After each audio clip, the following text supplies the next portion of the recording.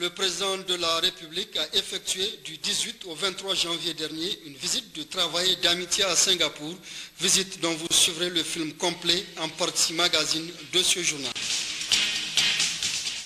Ouverture ce matin au Palais des Congrès de Niamey d'un atelier international de formation des rapporteurs et administrateurs des conseils économiques et sociaux, membres de l'Union des CESOC et institutions similaires francophones.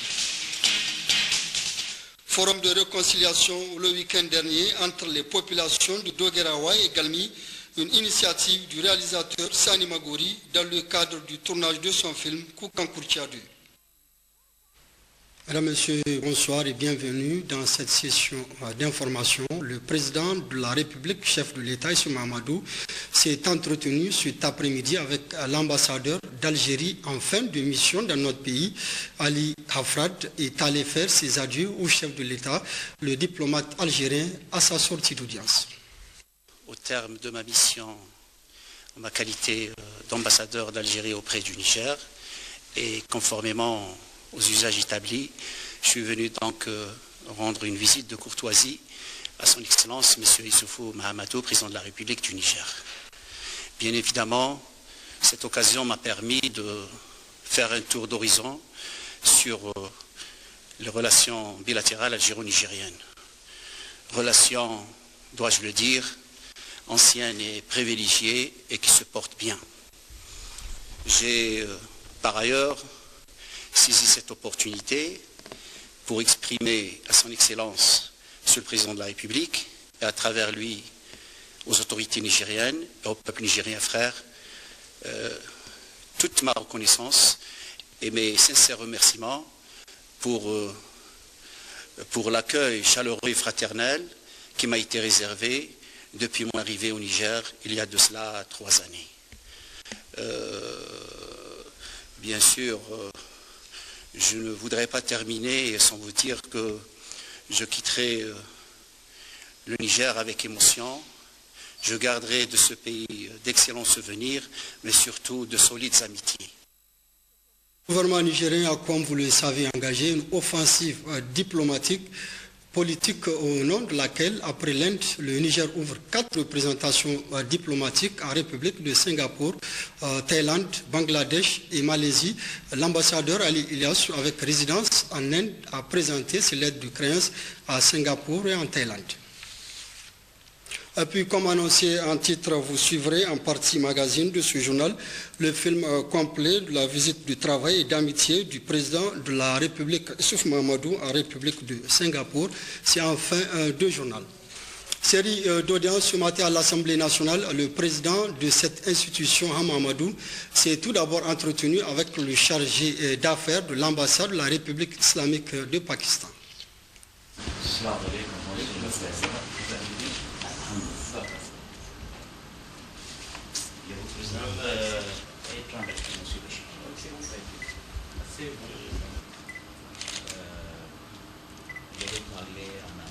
Peu après, le président Mahamadou a reçu le diplomate algérien en fin de mission au Niger.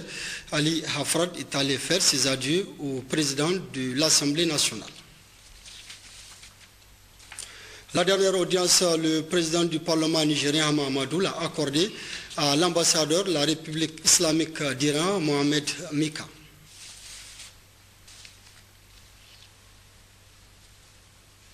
Après, j'ai un invité sur ce plateau. Il s'agit de M. Kader Laoli, secrétaire permanent du Conseil national du dialogue politique CNDP. Monsieur le secrétaire permanent, bonsoir. Bonsoir, monsieur. Alors, monsieur le secrétaire permanent, le CNDP fêtera le 30 janvier prochain son 10e anniversaire. Pouvez-vous en quelques mots nous présenter votre structure? Donc, merci. Justement, le CNDP fêtera ses 10 ans d'existence le 30 janvier 2014. Donc, à cet effet, un comité de conseil a été mis en place par le monsieur du gouvernement et il est composé de représentants politiques, notamment l'opposition, la majorité et les non-affiliés. Le CNDP a été créé le 30 janvier 2004 par un décret présidentiel, numéro 030 par un PM du 30 janvier 2004. C'est un organe donc, qui a pour mission la recherche de consensus sur toutes les questions d'intérêt national, mais aussi à travers la concertation des dialogues politiques entre la classe politique, toutes tendances confondues, et le gouvernement. Et le CNDP est composé de tous les partis politiques les membres du Niger. Nous avons 170 partis politiques qui sont membres du CNDP et les présidés par le Premier ministre du gouvernement. Donc voilà en ce qui concerne la présentation de la structure CNDP. Alors M. Kader, quels sont les résultats atteints par le CNDP en 10 ans d'existence? En 10 ans d'existence, le CNDP a atteint beaucoup de résultats qui sont vraiment exhaustifs. On passe sur ce plateau, les citer tous. On peut déjà parler de la question électorale qui a été beaucoup débattue au niveau du CNDP pendant les 10 ans d'existence. Et en titre de rappel, on peut dire que le CNDP a servi de faire le consensus sur le fichier électoral au Niger de 2004 à aujourd'hui. On a eu aussi abordé des questions relatives à la famine et à la composition des dossiers de candidats aux élections, à la caution effets électoraux et à la mise en place de la CENI. Il y a aussi le vote Niger à l'étranger qui a été débattu au niveau du CENI pendant 10 ans du CNDP. Il y a aussi des questions relatives à la politisation de l'administration, mais aussi à la fois des examens scolaires. Il y a aussi l'accès aux médias et publics des partis politiques. Toutes ces questions ont été débattues au CNDP pendant les 10 ans d'existence. Je pense que le bilan est assez exhaustif, on passe sur le plateau, tous les cités, mais on peut dire déjà que le CNDP a servi de cadre de dialogue entre la politique et le gouvernement. Voilà. Là, c'est quelques-uns des résultats. Alors, quelles sont vos perspectives? En matière de perspective, nous pensons qu'au cours de l'année 2014 notamment, nous pensons organiser une atelier d'évaluation de ce cadre permanent de dialogue politique au Niger. Et nous voulons aussi faire un forum régional sur le dialogue politique en Afrique de l'Ouest. Vous savez, le Niger fait écho de la sous-région. Je pense que c'est le moment pour nous de faire ce forum. Déjà, nous avons des partis qui sont manifestés pour nous accompagner dans ce sens. Nous avons le pays Niger, nous avons la CEDEAO, nous avons le CMI. Il y a beaucoup de partis qui sont manifestés pour nous accompagner dans ce sens. Inch'Allah, on va faire beaucoup d'activités pour 2014. Merci. Alors, rappelez-nous le programme des activités du 10e anniversaire. Pour les activités du 10e anniversaire, nous avons un chapelet d'activités à faire à partir du 28, c'est-à-dire à partir de demain, mardi 28 janvier 2014. Déjà, le soir à 22h, il y aura un débat télévisé en Hausa qui sera donc axé sur le thème force et faiblesse du CNDP sur la télé nationale. Il y aura donc le mercredi 29 janvier 2014, le matin à 10h, une conférence débat à la salle Margou de l'hôtel Gaoui sur le thème dialogue politique facteur de consolidation de la paix et la démocratie au Niger. Le soir à 22h, il y aura un débat télévisé en Zarma sur le thème force et faiblesse du CNDP. C'est aussi sur la télé nationale. Maintenant, le jeudi 30 janvier 2014, il y aura aussi un débat télévisé en français sur les forces et faiblesses du CNDP. Le vendredi 31 janvier 2014, là, ça sera une remise des témoignages de reconnaissance aux acteurs politiques qui ont concouru donc, à la mise en place de ce cadre permanent de dialogue politique. Il y aura donc le soir à 22h une diffusion des films documentaires sur le CNDP. Il faut dire que la mise des témoignages se passera au niveau de la primature à la salle de banquier à 16h. Là, nous allons sur le parti politique assister à cette remise officielle de témoignages de reconnaissance des acteurs politiques. Merci. Monsieur Kader Laouli, vous êtes le secrétaire permanent du Conseil national du dialogue politique CNDP. Oui. Merci d'être venu. Merci. La suite de cette édition, ouverture ce matin à Niamey de la première session ordinaire du Conseil supérieur de la communication CSC au titre de l'année 2014. Cette première session traitera de multiples sujets relatifs à la vie de l'institution, compte rendu Aïchatou Moukela et Hadiza Hamidine. Après la présentation des vœux du nouvel an et un bref rappel des événements ayant marqué l'institution en 2013, le président du Conseil supérieur de la communication a indiqué que cette première session ordinaire au titre de l'année 2014, année de partage des grandes préoccupations et de nouvelles perspectives pour le CSC, est placée sous deux signes distinctifs majeurs. Le premier, c'est le renforcement des capacités d'intervention du CSC. En termes de capacité, il faut entendre les capacités humaines, les capacités techniques, les capacités logistiques et les capacités financières du CSC, pour justement lui permettre de se doter des moyens pouvant concourir à l'accomplissement de sa mission. Le deuxième signe sous lequel nous voulons placer l'année 2014 est celui de l'accroissement de la responsabilité sociale des médias et des journalistes. Le monitoring que nous faisons dans les conditions que vous connaissez, certes, le suivi des médias à la fois publics et privés, écrits et audiovisuels, nous permet aujourd'hui de dire qu'il y a une tendance qui est en train de se dessiner. Et cette tendance, malheureusement, incline à croire que les médias nigériens n'ont pas une très grande conscience de leur responsabilité sociale, c'est-à-dire de leur devoir envers les citoyens. Le rôle des médias et des journalistes est de collecter, de traiter et de diffuser des informations. Donc, de destiner aux citoyens. Mais est-ce que les médias aujourd'hui accomplissent véritablement ce rôle? Au cours de cette session qui durera 5 jours, plusieurs sujets permettant le bon fonctionnement de l'institution seront examinés et adoptés. Il sera question également de l'adoption des cahiers de charges des médias, notamment privés et des radios communautaires. Ouverture ce matin au Palais des Congrès du Niamey de l'atelier international de formation des rapporteurs et administrateurs des conseils économiques et sociaux aux membres de l'Union des conseils économiques et sociaux et institutions similaires francophones. C'est le président du Conseil économique, social et culturel du Niger qui a présidé la cérémonie. Reportage Ismaël Daouda et Abdou Sidikou. Ce sont les rapporteurs et administrateurs des conseils économiques et sociaux de l'Union des conseils économiques et sociaux et institutions similaires francophones, ICSIF, qui seront formés au cours de cette formation organisée par le Conseil économique, social et culturel CESOC. Il s'agit des participants des pays comme le Bénin, le Gabon, le Sénégal, la Mauritanie, la Guinée, la France et le Niger. Une rencontre qui se tient à la veille de la première session du CESOC au titre de l'année 2014 et dont les résultats se traduiront par la diffusion des documents mieux élaborés. Les instruments et outils de travail dont vous serez dotés, tout comme la méthodologie sous-jacente, à l'exercice auquel vous vous soumettrez 5 jours durant, constitueront en effet autant d'ingrédients pour une meilleure formulation des rapports à produire. Je vous invite donc, mesdames et messieurs les participants, à faire preuve d'une pleine assiduité et à développer une bonne capacité d'écoute pour mieux appréhender les aspects et contenus de la formation dispensée.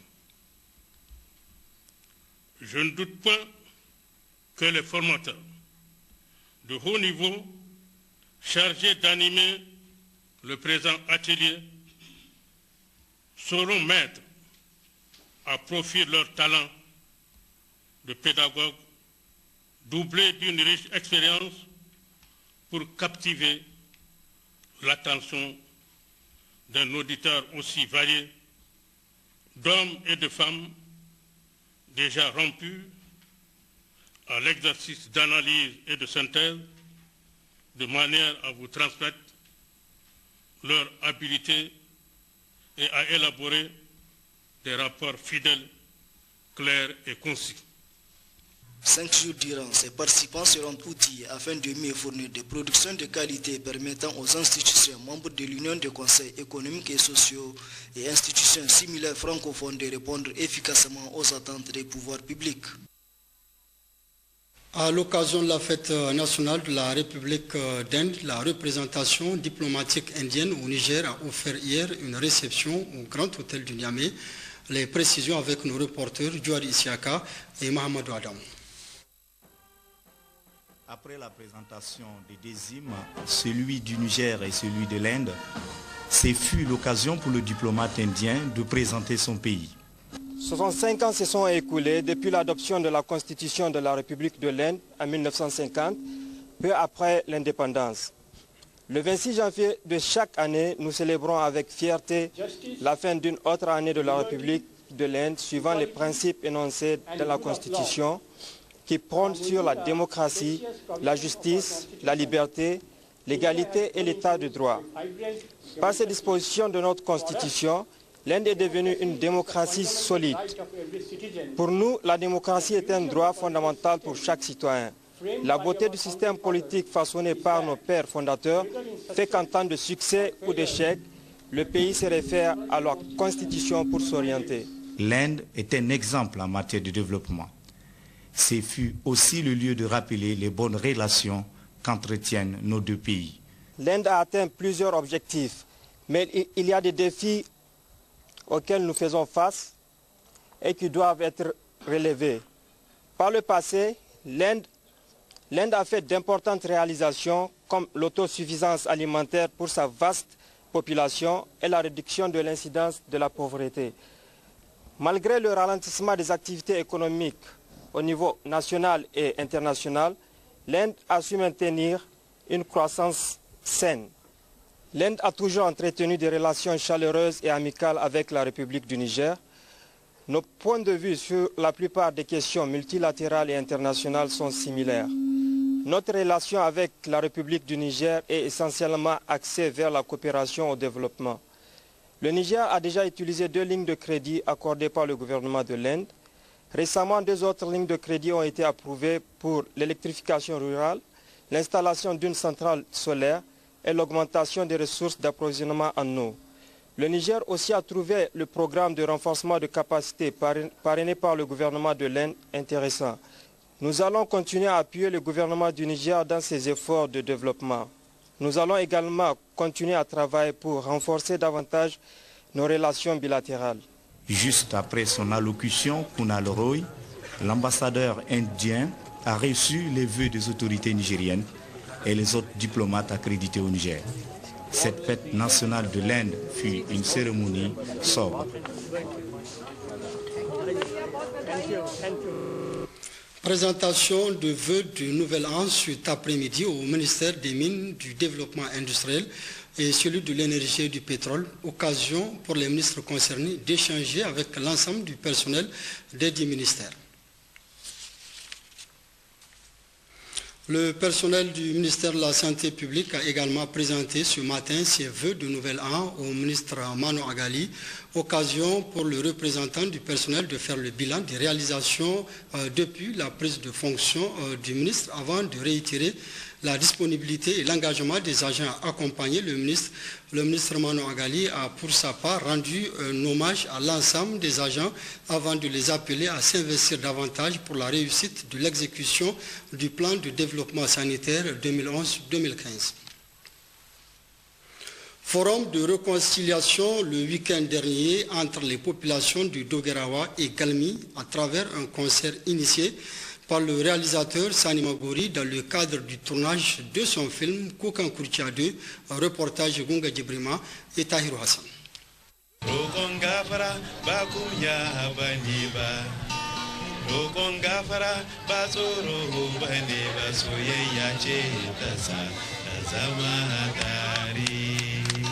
Muna roƙo Ubangiji Allah waɗanda duk suka tar da kanunsu cikin wannan hali su yahe muna wannan abin ba komi bane. L'instant était solennel et plein de symboles, avec notamment le message fort du chef de canton de Dogarawa, El Haji Ibrahim Dasuki Atawel, qui a demandé excuse auprès de ses concitoyens, notamment ceux de Galmi, qui à un moment se sont sentis lésés. Une page douloureuse qu'il faut désormais tourner, et c'est l'objectif visé à travers ce forum local de réconciliation initié par le réalisateur Saniel Haji Magori, qui à l'occasion du tournage d'une séquence de son film Koukan Kurtia 2 a bien voulu sceller cette réconciliation entre les chefs de canton de Dogerawa et la population de Galmi. Et ce sont les artistes locaux avec au devant de la scène Zabaya Hussein accompagné de Hapsou Garba, Zarada Bissou et Pati Niger qui ont servi de médiatrices dans cette noble initiative. Un pari gagné pour l'organisateur. C'est un processus qui continue. Je suis en train de faire un film par rapport à cette question de paix. Donc pour moi ce concert c'est un aboutissement et Dieu merci, on a eu plus de gens qu'on avait prévu, on a eu plus de présence des autorités, des personnalités importantes, en tout cas du Niger nous ont fait cet honneur et qui ne sont pas du Niger en général, qui sont particulièrement de cette zone.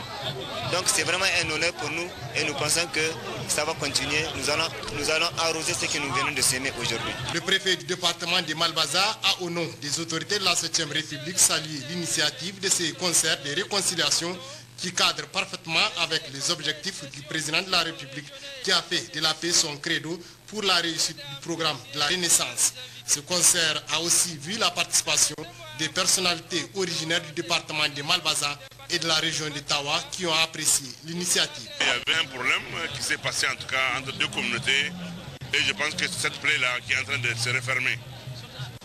Parce qu'il faudrait que la jeunesse en tout cas puisse épouser l'amour de la paix et je pense que le rendez-vous, vous avez vu tous les éléments, en tout cas les sages, les jeunes sont présents ici et cela va nous permettre en tout cas de repartir des bons pieds dans le cadre en tout cas du développement de notre département. Je suis ému en tout cas d'avoir assisté à cet événement, en tout cas qui réconcilie quand même tout le terroir. Et quand même c'est une marque très importante à laquelle nous attachons beaucoup de prix. Et je suis parfaitement d'accord. Je suis d'accord et je suis motivé pour participer, en tout cas pour que tout le monde se comprenne, pour qu'on aille de l'avant. Au moment où le chef traditionnel intervenait, j'étais impressionné par la qualité du message véhiculé. Parce que tout simplement,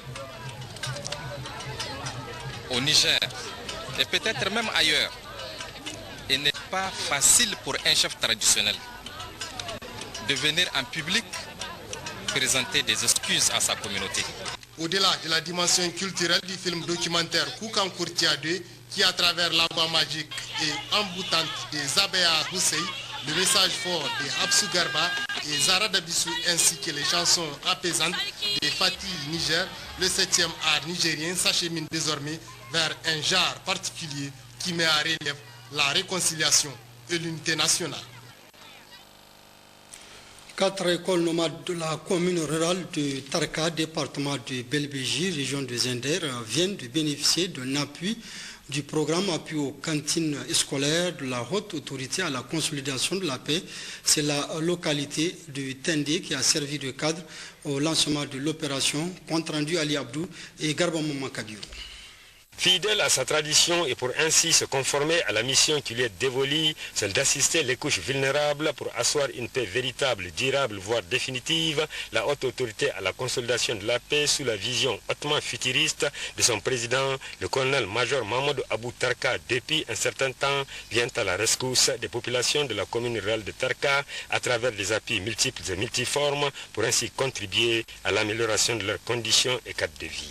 C'est ainsi, et à la demande de la municipalité de Belbéji, cette institution a assuré aux jeunes une formation en vie associative, a appuyé les femmes retournées de la Libye en chef dans le cadre de l'opération Embouche de Caprin, construit des banques céréalières pour assurer et garantir un stock à la population démunie, victime de la sécheresse, et des banques pour aliments de bétail, pour ainsi apporter des solutions aux problèmes de pâturage à travers ce complément nutritif. Cette fois-ci, la haute autorité à la consolidation de la paix s'est intéressée au volet éducation dans 4 écoles où la difficulté de fonctionnement des cantines scolaires se ressent avec acuité, rendant la fréquentation scolaire difficile. Il s'agit des écoles à cantines des localités de Tandé, Betelmana, Guédé et Tandéni qui reçoivent de la haute autorité la consolidation de la paix, chacune 51 sacs de 100 kg 2000, 4 sacs de niébé, 7 bidons d'huile de 25 litres chacun, un sac de poivrons, 1 de tomates sèches, 2 sacs de sel, un carton d'arômes, 2 sacs de sauce et sumbala. En outre, la haute autorité à la consolidation de la paix prend en charge le personnel auxiliaire chargé du fonctionnement de la cantine scolaire au nombre de 2 personnes par école en leur assurant une rémunération mensuelle de 20 000 francs chacun. Aussi, en lançant l'opération Attendez, le préfet de Belbéji a, au nom des bénéficiaires et des populations de son entité administrative, salué ces gestes magnanimes de la haute autorité à la consolidation de la paix qui cadre parfaitement aux préoccupations du chef de l'État, le président Issoufou Mamadou, qui œuvre sans relâche en faveur du mieux-être des populations.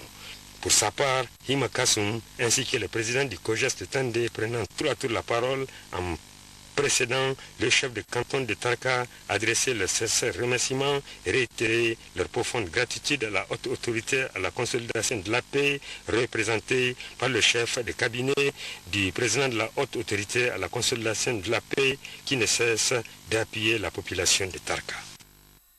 Les enseignants contractuels en grève de la région de Zender, eux, se sont rendus ce matin au gouvernorat de Zender, où ils ont remis un mémorandum au gouverneur. Les détails avec nos reporters Ali Abdou et Mariama Kaita. Au nombre des revendications de ces enseignants contractuels de la ville de Zender figure le remboursement des arriérés des pécules, des enseignants recrutés de 2012-2013 et l'année en cours, le paiement des pécules à terme échu, la dépolitisation du système éducatif, la cessation des affectations arbitraires, entre autres. En réponse aux multiples préoccupations de ces contractuels lus par le secrétaire général du SINASEB, le gouverneur de la région, Kalla Moutari, entouré de ses plus proches collaborateurs, se prononce en ces termes. Le contrat est une pratique qui rend précaires les conditions des enseignants. Nous ne l'avons pas initié, parce que je voudrais parler aux contractuels. Constatez, dans vos fiches de salaire, nous avons revalorisé, nous avons mis des indemnités. C'est en train d'être fait. Ce que nous attendons légitimement des contractuels, c'est de dire que ce gouvernement a la volonté de faire changer les choses, de faire bouger les choses. Mais nous sommes aussi une administration responsable. Quand on vous paye, vous allez au travail. C'est ça la question. Et c'est là où nous avons des problèmes avec vous. Je constate qu'il n'y a pas beaucoup de mobilisation. Et c'est tout à l'honneur des contractuels. Je les en félicite. Parce qu'il ne faut pas couvrir, de laisser aller. Comment un enseignant qui ne travaille pas pendant 4 mois, il ne proteste pas? Parce qu'on met l'autre aspect de la sanction qui est une affectation. C'est en ce moment-là qu'il dit qu'il va... Tillabéri, c'est Niger. Voilà ce que je peux vous dire. Venez chez nous, je suis disponible pour discuter de toutes les questions qui touchent les conditions de vie et de travail des enseignants. Mais ne comptez pas sur moi. Ne comptez pas sur moi pour être complice des gens qui perturbent l'école, mais qui n'ont rien à voir avec l'école. Ne comptez pas sur moi pour qu'on continue de payer des enseignants qui sont des opérateurs économiques. Ne comptez pas sur moi pour couvrir des enseignants qui marchent avec des élèves qui ne sont inscrits dans aucune école, qui dirigent les classes dans cette ville. Ça ne va pas marcher. Mais je vous remercie. Cérémonie la semaine dernière à Maradi de remise de 200 motos au groupement à 2 jeunes qui ont ainsi un emploi à plein temps, une œuvre qui entre dans le cadre de la politique des autorités en matière d'emploi des jeunes. Reportage Maman Oumarou et Aden Al-Galas. Accompagner le programme de renaissance du président de la République, Issoufou Mamadou, notamment en ce qui concerne les actions d'aide aux jeunes, c'est cela le sens de cette œuvre du nommé El Hajsani Atiya, opérateur économique et militant du PNDS Tareya. Par cette opération ô combien bénéfique, El Hajsani Atiya vient ainsi au secours de jeunes à Maradi avec à la clé un emploi permanent et de surcroît une plus-value pour l'économie régionale et voire nationale. 200 motos de transport de personnes et de leurs biens ont été mises à la disposition de jeunes organisés ici à Maradi en groupement. La cérémonie de remise a été présidée par le gouverneur sortant de la région, Amadou Babalé, en présence du président du conseil régional Pati Bala et plusieurs autres invités. 200 motos pour plus de 140 millions de nos francs, c'est largement œuvre utile pour le développement de la région, voire du pays, et surtout un apport considérable pour la marche nouvelle de notre pays, pour lequel les autorités au plus haut niveau ont clairement exprimé la volonté politique autour d'un gouvernement d'union nationale d'œuvrer pour la construction nationale. Aussi, tous les Nigériens, de quelque bord qu'ils soient, se doivent-ils de conjuguer leurs efforts et permettre dans un sursaut patriotique de relever les défis qui s'opposent et aboutir à un épanouissement radieux et harmonieux de tous. En outre, par ces multiples opérations, Sani Atiya s'est inscrit dans la logique des efforts que ne cesse de déployer le président Issoufou Mamadou pour la grandeur de notre pays et le bonheur de ses populations. La mise à disposition de ces dessins motos aux jeunes qui ont ainsi désormais un emploi digne de ce nom exprime la volonté du promoteur à accompagner toutes les œuvres salvatrices réalisées et ou en cours de réalisation ici et là et connues de tous. Il faut rappeler que l'Elhadji Atiya n'est pas à sa première action et entend d'ailleurs poursuivre dans la même lancée à travers Maradi et pourquoi pas dans d'autres régions du pays.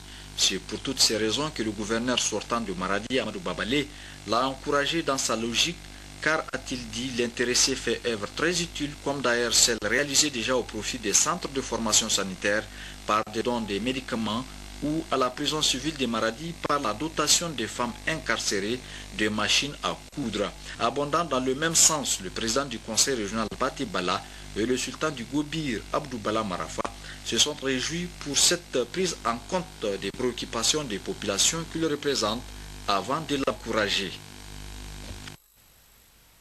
Restons à Maradi avec le début ce matin des travaux d'un atelier national de sensibilisation sur la protection des dessins et modèles industriels.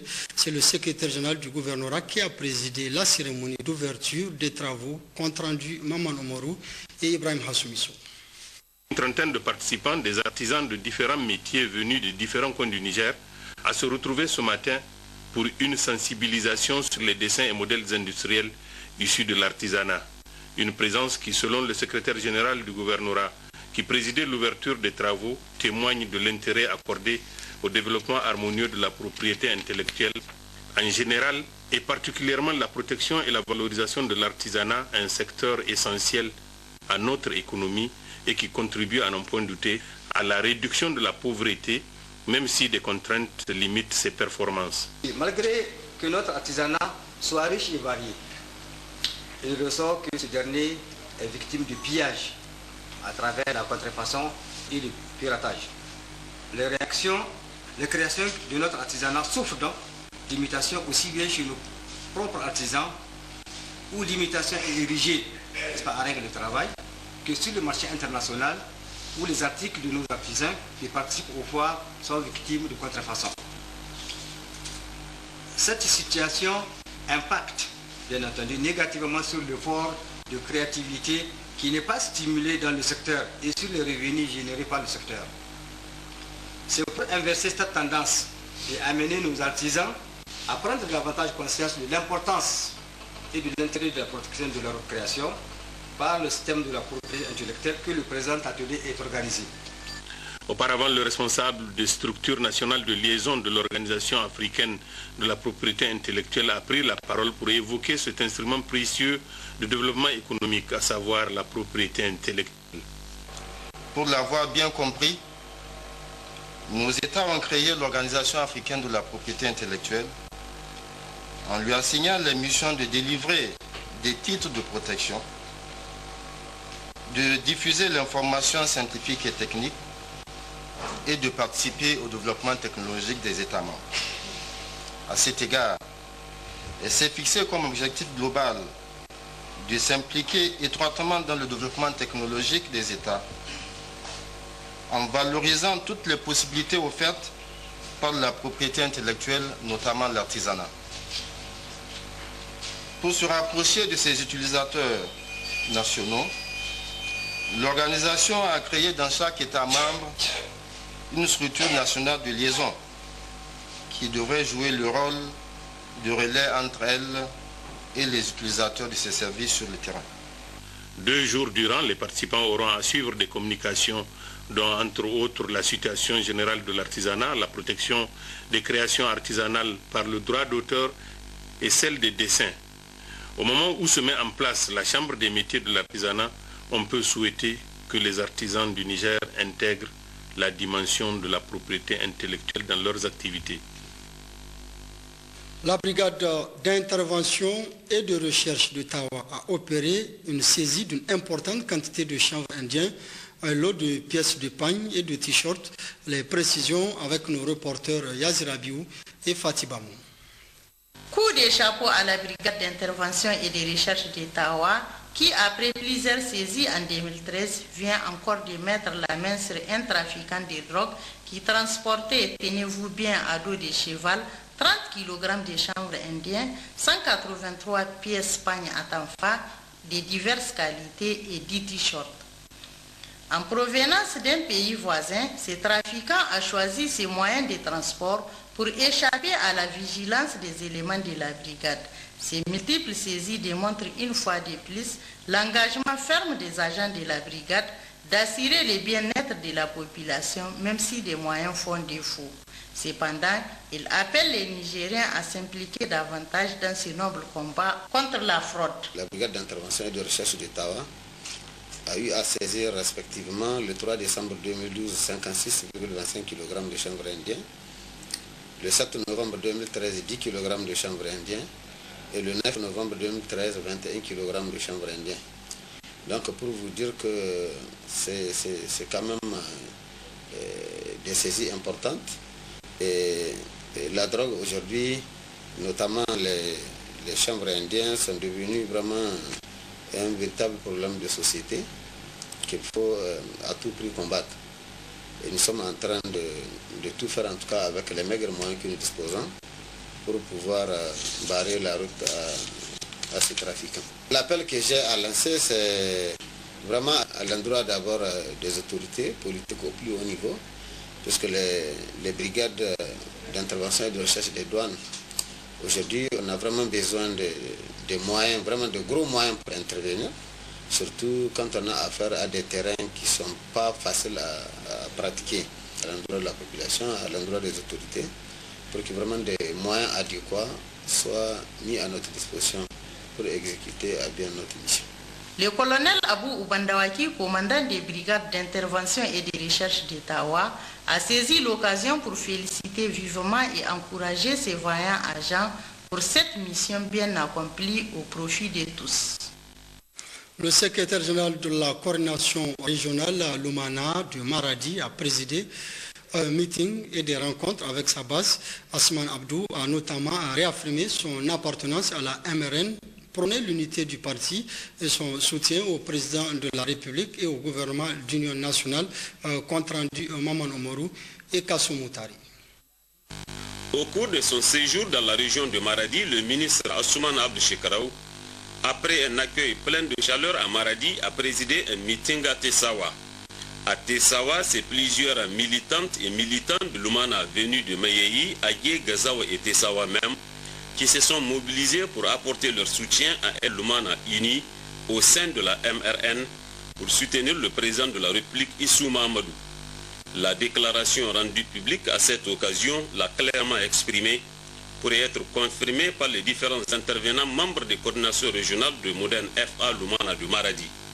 Le ministre Asuman Abdou Shekaraou a saisi l'opportunité pour transmettre le message du président Issou Mahamadou, message et un trait à l'unité nationale, la tolérance, la culture de la paix et la mise en œuvre du programme de renaissance pour un Niger radieux, prospère et où il fait bon vivre.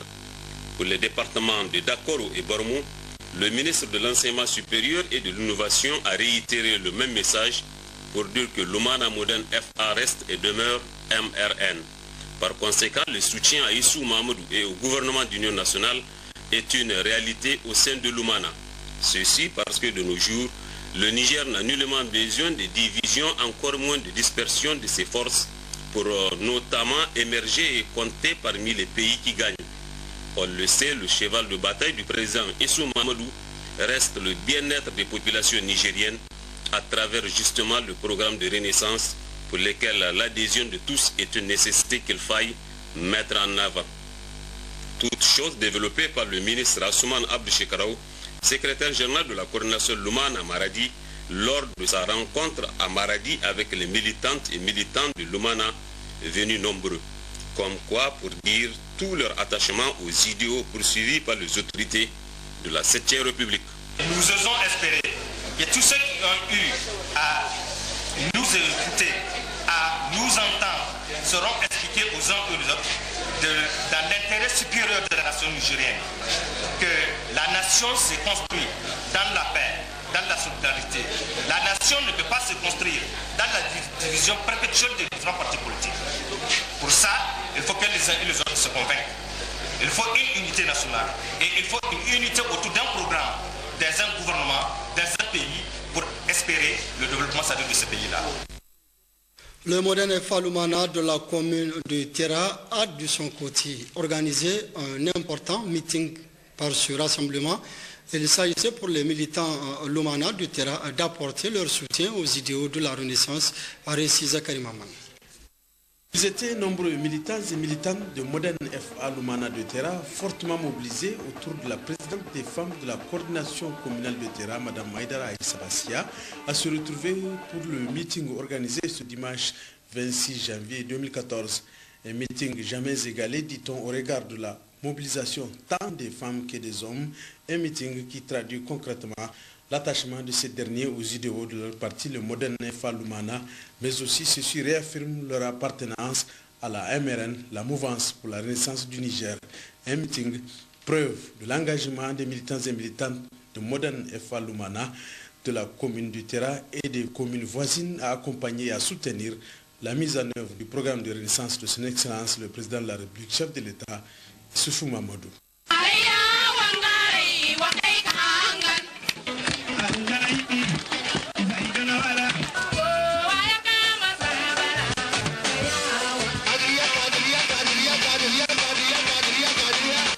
Ce grand rassemblement politique aura aussi donné l'occasion au président de l'OJT de Terra, M. Kadri Tahirou Gariel, au nom de la MRN, de saluer et de féliciter les militants et militantes de Modène FA Lumana de Terra ainsi que les invités pour la grande mobilisation dont ils ont fait preuve. Ce qui témoigne, a ajouté M. Kadri Tahirou Gariel, de la détermination des militants de Modène FA Lumana de Terra donc à œuvrer aux côtés des autres partis membres de la MRN pour la réalisation des objectifs prônés par la mise en œuvre du programme de renaissance du Niger, si cher au chef de l'État Issoufou Mamadou. Même son de cloche, le coordinateur régional PNDS Taraya de Tillabéri, M.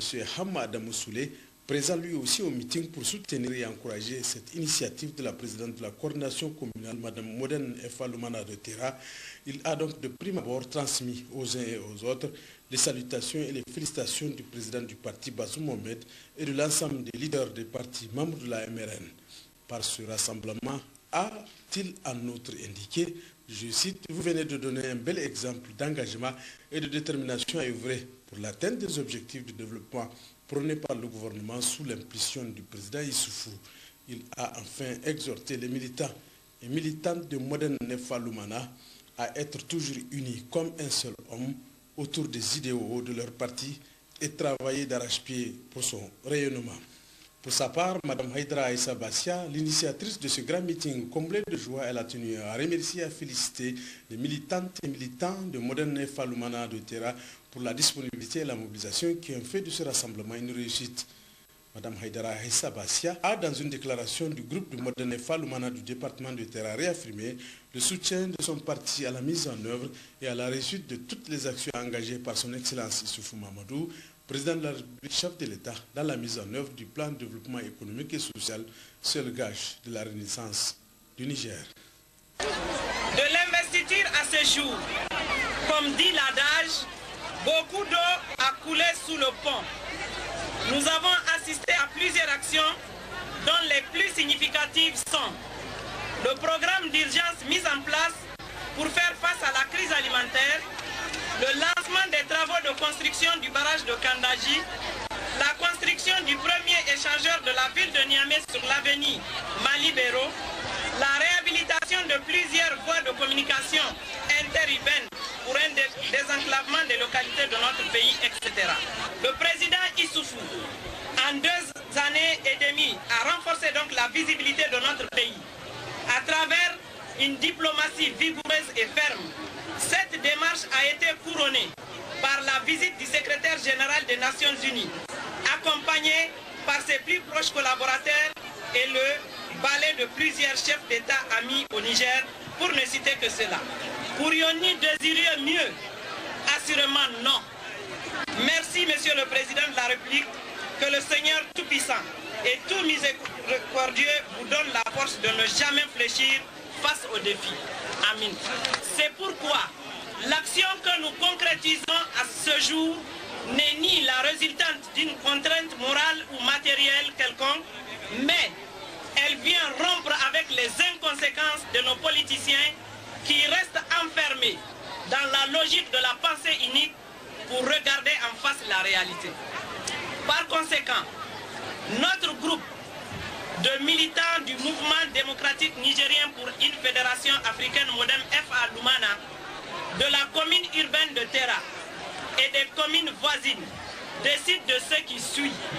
1. De la création d'un comité de soutien aux actions de son Excellence Monsieur le Président de la République Issoufou Mahamadou.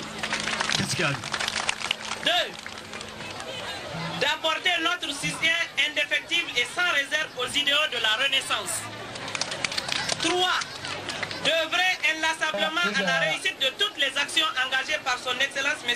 Issoufou Mahamadou, président de la République, chef de l'État, dans la mise en œuvre du plan de développement économique et social, seul gage de la renaissance de notre cher pays. Pour ce faire, nous invitons toutes les Nigériennes et tous les Nigériens soucieux de l'avenir de notre pays à se joindre à nous pour triompher le programme de la Renaissance élaboré dans le cadre du développement mis en place par M. Issoufou Mahamadou, président de la République, chef de l'État pour les 5 années du mandat prochain. Vive le président Issoufou Mahamadou pour que vive le Niger dans un havre de paix, d'unité nationale et de progrès. Du 18 au 23 janvier dernier, le président de la République, Issoufou Mahamadou, a effectué une visite de travail et d'amitié en République de Singapour. Au cours de son séjour, le chef de l'État a effectué plusieurs visites dans de grandes sociétés gouvernementales. Le président de la République a également rencontré au cours d'un forum des investisseurs, les opérateurs économiques, forum à l'issue duquel 2 protocoles ont été signés.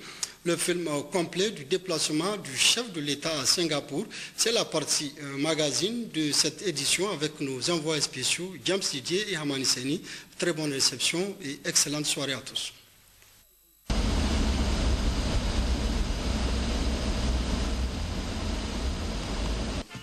Située au carrefour de routes commerciales entre l'Orient et l'Occident, la République de Singapour offre l'accès à des marchés à croissance économique rapide avec la Chine, l'Inde et l'Asie du Sud-Est.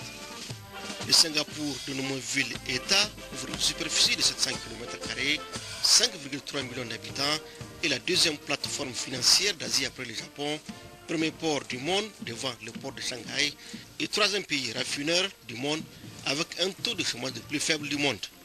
Avec ce système économique, le capitalisme libéral social, plus de 93% des ménages sont propriétaires de leur logement grâce à un système économique original qui les met à l'abri de la pression immobilière dans un pays peuplé dont les 40% de la population sont des étrangers.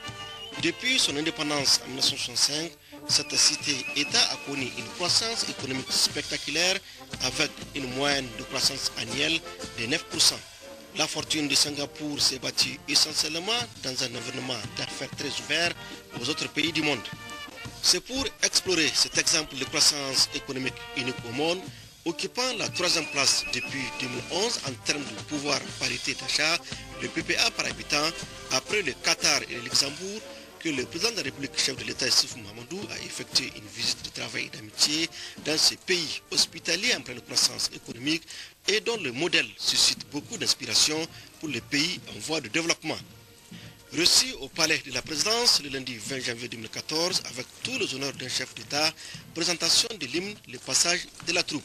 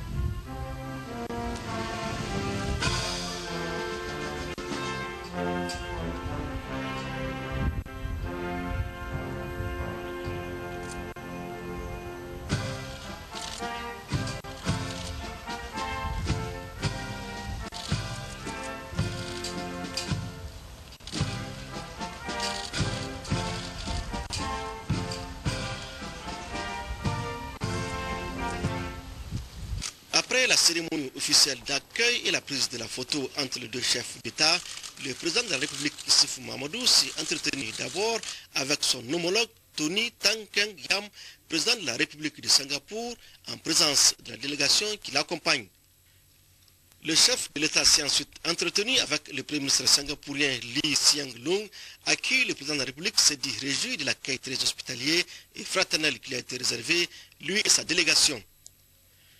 Des échanges fructueux sur la coopération bilatérale entre le Singapour et le Niger étaient au centre de ces entretiens avec les plus hautes autorités de ce pays. Ainsi, après ces deux entretiens, le chef de l'État de Singapour a offert un grand dîner d'État à son homologue, le président de la République Issoufou Mahamadou, occasion pour le président singapourien de manifester officiellement l'ouverture de son pays pour une véritable coopération avec le Niger, un pays aujourd'hui avec qui il faut compter en matière d'investissement et de coopération. En réponse à cet appel d'ouverture, le président de la République Issoufou Mahamadou a situé l'objectif de sa visite de travail et d'amitié dans ces pays émergents. La Suisse d'Asie, comme on l'appelle parfois, a en moins de 60 ans franchi des étapes et réalisé des progrès qui la positionnent maintenant bien loin devant chacun des pays de notre continent et parmi les nations les plus avancées du monde. Et quel est donc le secret de la réussite de la ville du Lion? Si, comme tous les secrets, il est difficile à percer, une observation attentive en découvre néanmoins aisément certains aspects. Le travail d'abord et toujours. La qualité du capital humain, la priorité donnée par les autorités au progrès économique et social, l'ouverture sur le monde me paraissent ainsi des éléments essentiels de votre réussite actuelle, Monsieur le Président. Depuis 2011, le Niger s'est lancé dans une course ardente au développement économique et au progrès social qu'il a traduite dans le plan de développement économique et social PDS adopté en 2012. 3 idées forces peuvent, à mon sens, résumer le mieux les ambitions de ce plan. D'abord, obtenir sur la période 2012-2015 un rythme élevé de croissance. Ensuite, mettre à profit cette plus grande prospérité économique pour intensifier au maximum les investissements à caractère social. Enfin, appuyer ces actions sur la consolidation pérenne d'une bonne gouvernance et sur le renforcement continu de l'intégration du Niger au sein de sa région. Je suis convaincu, Monsieur le Président, que votre pays est capable d'être un grand partenaire du Niger. Je remercie en conséquence par avance tous nos interlocuteurs pour leur disponibilité et je suis confiant que ce voyage et les travaux qui vont débuter nous permettront d'ouvrir de larges voies prometteuses pour de telles relations futures. Je tiens à vous exprimer, Monsieur le Président, pour finir, ma vive reconnaissance pour la qualité de votre accueil et de votre hospitalité. Elle augure bien de l'esprit et du contenu des contacts que nous allons nouer dans votre pays. Que vivent Singapour et le Niger et une coopération active et fructueuse entre nos deux nations. Je vous remercie, Monsieur le Président.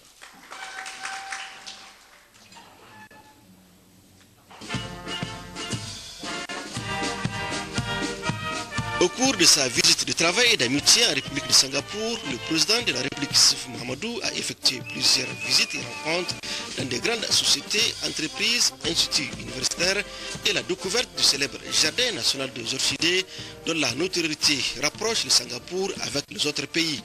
Dans ce périple, le président de la République a visité Shanghai Singapore Airport, le plus primé des aéroports dans le monde avec 4 750 récompenses internationales, 51 millions de passagers par an, avec 110 compagnies aériennes desservant plus de 250 villes dans 60 pays.